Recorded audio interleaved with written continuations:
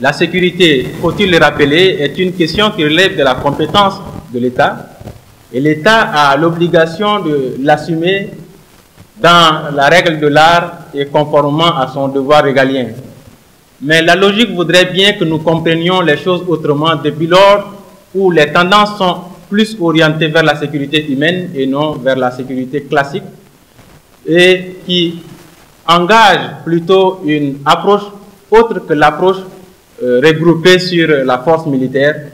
Donc nous allons parler plus de la coproduction de la sécurité et non du bénéfice de la sécurité.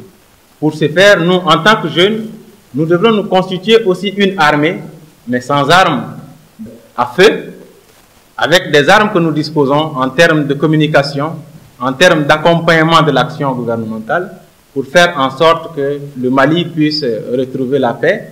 Le Mali, comme beaucoup de pays dans le monde, connaît depuis 2012 la manifestation sous l'une de ses formes les plus violentes. Après l'occupation des 3 régions du Nord, ce phénomène s'est amplifié dans les régions du centre en se nourrissant des vulnérabilités des populations et particulièrement vous, les jeunes.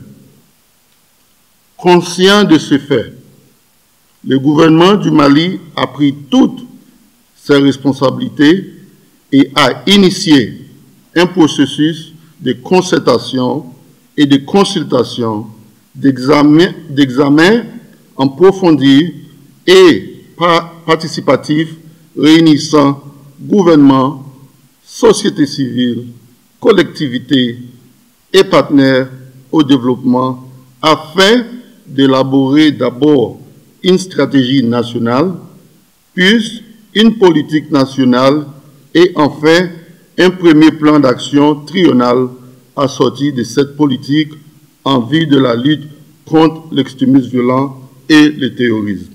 L'extrémisme violent et le terrorisme, c'est un phénomène qui empêche de dormir en même temps les riches et les pauvres. C'est d'où la difficulté d'affronter le problème et la gravité aussi du phénomène. C'est dans ce contexte que le gouvernement du Mali a adopté une politique nationale de prévention et de lutte contre l'extrémisme violent et le terrorisme et son plan d'action triennal 2018-2020. Alain Madjingaï, un Africain du Tchad. Merci beaucoup.